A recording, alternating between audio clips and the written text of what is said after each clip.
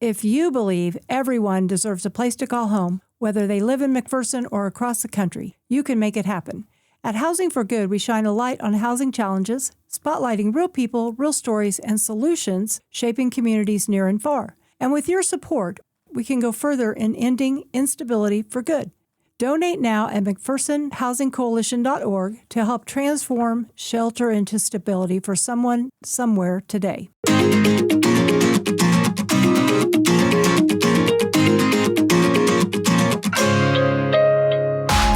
Welcome to Housing for Good, a podcast dedicated to housing topics and issues affecting our communities in McPherson County and beyond. With years of experience and expertise, hosts Chris Goodson and Karolyn Moore discuss housing challenges and opportunities with other experts from a variety of housing fields.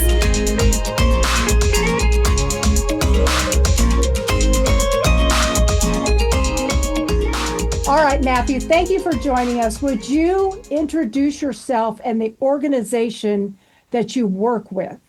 Yes. So my name is Matthew Vorderstrasse, and I am the executive director of the North Bend City Coos Curry Housing Authorities. So we're over here on Oregon's south coast, from Coos County down to the California border. Oh, yay. Okay. All right. So what challenges did you guys see that led you to pursue this coordinated approach to homelessness? How long have you been around? So, I've been around I've been doing this work for about 2 decades, between behavioral health to working in higher education, to working in community action, to working in housing and shelter.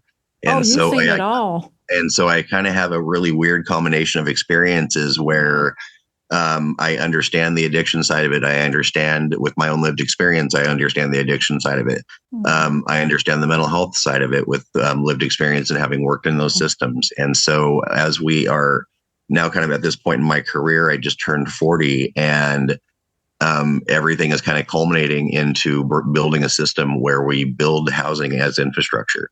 And so it means instead of working on islands where behavioral health is over here and housing is over here, that how do we make sure that we're connecting each other so that when we're building housing, we're thinking of each other in mind? Do our behavioral health providers have homeless clients, for example, that they need set-asides for? Could we do permanent supportive housing? And finding ways to create those creative partnerships. That way we bring in providers, but then housing becomes an infrastructure point, especially for rural communities. Because oftentimes rural communities, we have geographic distance that we get hit with, where it's not all the services are separated by miles and miles apart. And so the way that we have to work together is to bring the providers around the same table so that we understand that these are the gaps. Mm-hmm. These are the lanes that we already play in, and this is what we have to do to be able to fill these gaps and do the warm handoffs. We need to make sure that we're all pushing the ball in the same direction with the finite resources that we have. So it's not one organization providing this. There's a group of you. So maybe somebody's doing the emergency shelter, somebody's doing transitional, somebody's doing supportive housing, somebody's doing permanent, somebody's doing...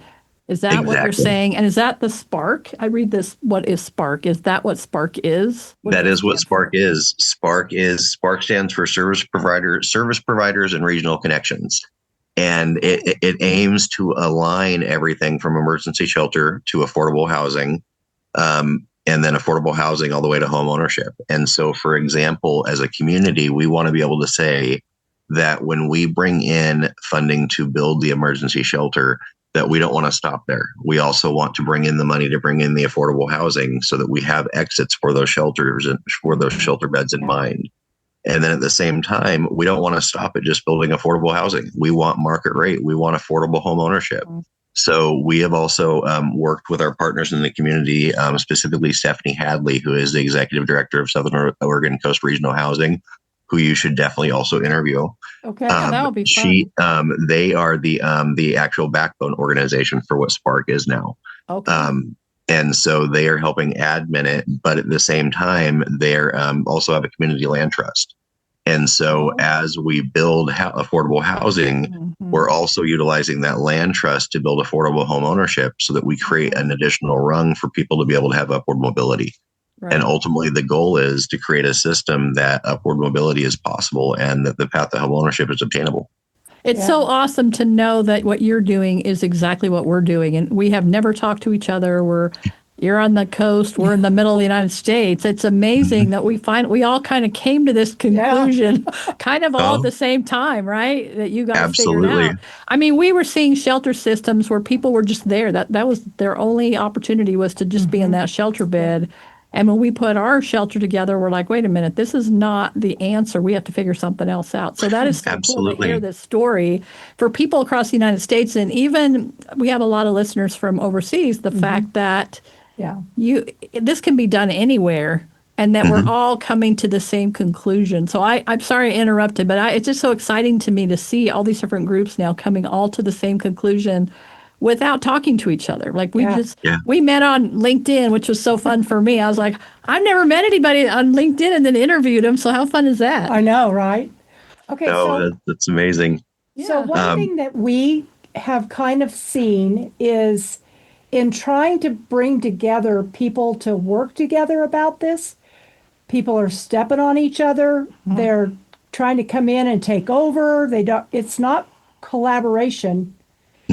And so how did you build trust and collaboration among the partners that are in your group? Well, in many cases, that came in layers. So we've had to have trust built with leadership. We've also had to have trust built with frontline staff. And in many cases, my wife and I actually display this. I'm the executive director of the Housing Authority. She's the director of homeless outreach. And so that's interesting. And so in many cases, what we've had to do is just make sure that every group is working together. And understanding that territorialism is going to happen, because one of the other things that we've done with Spark over here in Oregon is in the South Coast in particular, it is now the regional shelter coordinator. So it is distributing funds out to the providers. And so we're going through the process right now of a lot of uncomfortability as people do the request for qualifications. We're trying to get the awards out the door, but it's unclear on what exactly the funding picture looks like now. And so it creates trust. It creates organizations where they try to go over and do another organization's lane so that they can grab more of those resources. And what we do is we hold a regional roundtable every month where we bring all the providers together and we have those conversations and we have those honest talks of, we see these things happening. We notice them happening. This is how it feels when they're happening. And remember, it's one team, one dream. And we have to continue to continue doing those meetings because we're doing it as a region, but then at the same time, we're all individual communities coming together to be able to do it as a region. And so we do those as a way to bring us back to the mission, because we still have to go back to make sure that our doors stay open and that the services that we're doing keep going. And so it's really it's the communication that becomes the key. And it is the format of the way that we do the organizational roundtables, where we always start it with what the purpose is, where we're at. And then we also take time to focus on where are the gaps and what are we doing to fill those gaps. So it's interesting for us because I'm listening and trying to pull this apart to figure out exactly, when you say providers, are you talking about people who do similar work that you're doing, or are you talking about, so for us, for instance, we have partnerships with mental health, we have partnerships with the health department and different groups. Is that what you're saying? Are you saying these are different providers, or is it everybody? Who exactly is part of this group that's It's kind of a both and. So we do have a shelter subgroup where they meet specifically just to talk about shelter stuff. But the round table is where we bring in the entire housing continuum. We'll have everybody from a shelter provider to a housing developer to our mental health provider, and they all speak different languages. And so part of Spark, part of what we're doing with Spark is we're creating common language for each other. And so we hold those spaces, and so we do sub meetings with the with groups like the shelter providers and then the housing developers. But then also we use the roundtables also to make sure that we are connecting and making sure that those connections and linkages between this shelter site for youth and family is being set up. I am building phase 2 of North Bend Family Housing. So I'm naturally creating 20 youth and family set-asides for PSH that can be connected directly to coordinated entry and that youth and family shelter. And so it's those types of meetings where when you bring the providers that can provide housing in particular, the housing authority is a really good carrot for homeless service providers to align around, especially when it comes to compliance and especially when it comes to providing units that their folks can have access into. And so we've, I think some of the uniqueness of it too has been, I came from working before the housing authority world, working at Rogue Retreat over in Jackson County. And that was a homeless service providing organization. And so coming from with that background to a housing authority, I'm just a little bit different than most people because I invite all the providers in because I want to hear from them. Because ultimately I know what it's like. The housing authority is fully funded and they don't have to have partnerships. And so I want to make sure that we are creating those partnerships and turning some of the status quo on its head. Okay, well, that's really cool. We don't have, our Section 8 vouchers are in a different county far, far away. So that partnership's really interesting for us. But we do, and we're the only provider. We have another shelter, but it's very, very temporary. So we're really it for our area, just us. From homelessness to home ownership, it is pretty much just us. Yeah. Sometimes other agencies who have nothing to do with what we do kind of put their toes in there and get in our way. But which has been a very interesting dynamic that we're trying to, you feel like you're fighting off the wolves and it's like, wait a minute, can we not talk about this and figure out how we can partner together like you're doing instead of feeling like you've got people with shooting arrows at you or whatever all the time. But it is. And the tough part too, then is you also have the community piece with the whole NIMBY whole thing where it comes into play. And so you have that added layer where not only is there infighting amongst the providers, but then you have community members that want to be combative as well. And so you end up feeling like you always have those arrows being shot at you. And so I got holes in parts of my body around from all the arrows. And so that are getting me. A big part of what we do with the roundtables too is also to give ourselves a chance to check in and have it be a safe space. So we purposely don't record those meetings. We let that be a place where you can just speak. We have those things in our office too. I say you can say whatever you want, but do not leave this building with what we all just said. Exactly. I always thought it'd be funny to do a reality TV, but then I would lose every customer and friend that I ever had. Right. So I don't know that that's going to work, but what you're doing is incredible. It's really cool. Absolutely. No, it is quite amazing to be able to see the collaboration of everybody be able to come around, because I believe that Spark itself and the work that we're doing, it's going to look different in every single community that we do it in, because it's going to match the resources, it's going to match the culture, and it's going to match just the way that it's supposed to look. And so when I think of Spark, I think of it as something that it's something that we're all already naturally replicating. And what we're now doing is creating common language around a paradigm shift that has to happen in housing, which is where we have to build upward mobility back into it. But at the same time, I also think we have to change what we define housing as. I think we have to have different housing models. I think the standard American dream might not be the same thing anymore.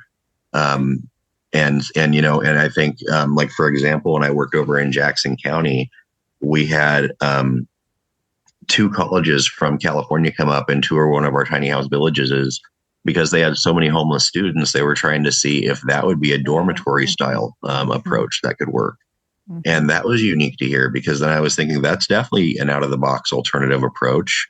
And I think that we're coming to a place where housing is becoming so personal for so many people that the willingness to actually begin fixing a broken system is starting to form. So do you feel we had a college, and we have 2 colleges in our town in McPherson, and we had the president of one of them and a few other folks that work with him come and look at our little houses, our cottages, to see if that was something they thought they could build on a reasonable amount of money to house students. So yeah, it's very interesting when people that you don't anticipate being interested in what you're doing ask to come see. So what does it mean, or how do you help a person move from crisis into long-term housing stability? What does that look like for you guys? Well, in many cases, it starts at outreach. So it starts with developing that relationship with the person through outreach, through meeting basic needs, doing clothing, doing food, acting as a resource broker in many cases, and helping them sign up for the programs. A big thing of what we're doing now is because we have permanent supportive housing coming online, is making sure that our homeless service providers are doing coordinated entry. And so that's become a big part of that triage. Is when somebody is literally homeless, we try to understand that they're in crisis, triage around that crisis. But then once we get them on coordinated entry, can we get them into a shelter bed? Once they're in that shelter bed, and this was one of the things we did in Jackson County, was our organization was kind of a self-contained continuum up to a certain point. But you would get somebody off the streets and stabilize them, and then you could progress them to that next level. And so for us, what we try to do is you can't put time limits on how long it's going to take for somebody to be ready. Yeah. But we want to make sure that when somebody is met at the street, that we can meet their needs, but then from there, get them on a coordinated entry so that we can pull them into shelter or pull them into transitional housing, so that we can de-escalate the crisis. And that's the big part of it, is the de-escalating the crisis is understanding that, where am I going to sleep that night? Where am I going to eat that night? And when you begin to answer those questions and people don't have to focus on those, they can start focusing on, okay, I can work on my hygiene. I can work on my resume. I can work on going out and getting a job. And so amazing things happen when we're able to de-escalate people. And so what I have found works for me at other organizations and other stops that I've had has been being able to kind of almost like a conveyor belt. You stabilize people through stages and you move them forward. And then at each level, the level of their responsibility increases. So like in Jackson County, what we used to do was at Hope Village was we started with a trust. A client would pay a program fee, but then after 90 days, that program fee would increase. But we would create a trust to create a savings for that client for when they transitioned out. Oh, okay. What that did was that created a sense of urgency once it got to like the program fee being increased 3 times, because we had stopped there, and it only increased so much because it was a tiny house. So we definitely capped it. Yeah. But the goal was to get them thinking, okay, I can afford this. I can afford an apartment. I can afford to rent a room. And it would challenge people's notions of what they were actually capable of doing. And so what we found was that was a way to help create some urgency to help move people forward. And also through that, because we'd also do inspections, training people how to be good tenants. Yeah. One of the things that we learned was that we couldn't assume that our tenants understood what it meant to be a good tenant. And so when we would do housing inspections, we would talk about changing filters. We would talk about just the different basic maintenance things that have to happen so that one day not only could you be the best tenant, but could you be a good homeowner too. Yeah. Okay. So do you have individual tiny houses for your folks in the shelter to stay in?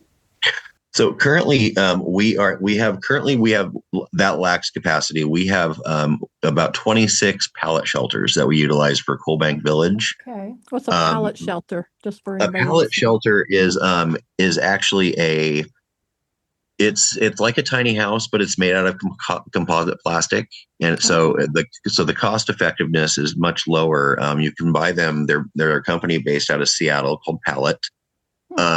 And so they come in various sizes, but these ones are 8 by 10. So they're basically like a bedroom size. And then they have a shared bathroom facility and shower facilities that people use. Okay. And so we have Coal Bank Village, but what we're really missing is a year-round congregate shelter. And ideally, what we would want to be able to create is a system where we have a congregate shelter, tiny house villages, and then transitional housing and those types of things at the beginning of the continuum. So we're also. I'm curious as to how many people you typically have in that shelter. How many people? It's always at capacity. Which is what? That one would be 26. So 26 people. Okay. Yeah, unless there were some couples in there. Okay. I'm just curious how big what that looked like. Yeah. Yeah, it can it can be tough because once you also get people in a village, you have personalities to manage too. So also when you end up with turnover and people moving on and a new unit being filled, you have to oftentimes realize that for the first couple of weeks, that person might be de-escalating out of crisis. And so it might take a little bit for them to get from crisis mode to community mode. Yeah. So was there a reason you wanted to build a congregate versus a non-congregate emergency shelter? Was there anything specific there? Was it just cost or what did that? More than anything, it's cost. I've been involved in some hotel conversions, and every time you do a conversion of a hotel for like over here, we call them turnkey developments. And during COVID, there was really a push to move away from congregate shelters and move more towards motel conversions. We actually pushed back on that and didn't shut down our shelter because where would they have gone? And so what we did was we actually created partitions between the beds and just we complied that way. But the reason why I tend to land towards congregate is, one, you can do it more cost effective. Ultimately you could do a 60-bed shelter in a warehouse type setting versus, and you can do it for much cheaper. But at the same time, the hard part with turnkeys is the supportive services really you need to make sure are the secret sauce of your program. At a congregate shelter, especially with people coming directly off the street, you can still have eyes on what they're doing. You can still see what people are doing. When you put people into a turnkey and they can immediately isolate, you end up with the issues that come with that, where you end up with people using in their rooms. You end up with those types of things happening. And so you have trade-offs that come with each of them. Sure. And so I think you have to have kind of a both-and approach. But for me, if I were to put them in an order, I would start with managed campground or a congregate shelter as kind of a stage one, then a turnkey type site for a stage 2 type thing, or micro village or whatever that be, and kind of build a continuum that way. You can stabilize people and hopefully start addressing the barriers that led them to you in the first place. But then also each level then can that person can be a little bit more stable, and so it can become easier to manage. So you're a very low barrier shelter, is what you're saying. I mean, they can come in. We tend to be stage. Yeah. That's different. Ours is not. We're not really a low barrier shelter. We have kids in our shelter, so we're extremely careful about who can be there and not be there, and and we have lots of rules and everything. But I mean, we really don't have a low barrier shelter here at all. I don't think. No, I don't think so either. Right. But we also probably don't have the amount of people. Do you have a lot of camping going on where you live? We do actually. For a rural area, we actually have quite a few unsheltered, at least 300 unsheltered homeless in Coos County by themselves. And they camp. They definitely camp. And because we're on a coastal area, we have a lot of marshland, a lot of swampland, a lot of places where people can just kind of hide. And so we have people that are in town that are very visible. Those are the ones that people tend to complain about. But then the real ones that people can't get to during point in time counts, they're hidden. And they're hidden for a reason. I work also with Del Norte County, Del Norte Mission Possible down in California. They're also a coastal community, and part of what they have to deal with is habitat restoration.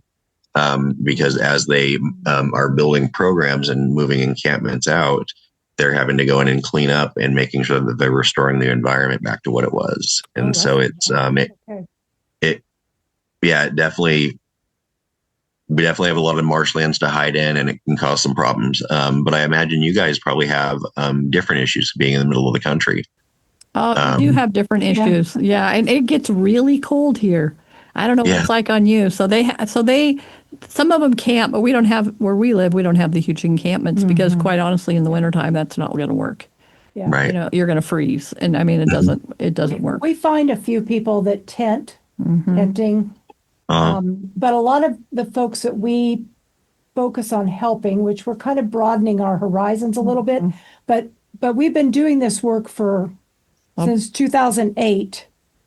And we have always focused on families with kids because we feel like you have to stop the trauma that the kids are experiencing to get that family stable. And so now that we have the non-congregate shelter, we have 10 two-bedroom homes where we can take an individual or a family with children and immediately get you housed.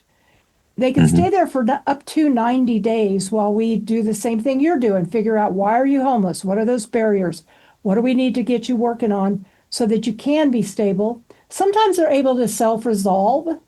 They just need a space to land and get their feet back under them. And then other times they need to move on into rapid rehousing and permanent supportive housing and those kinds of things.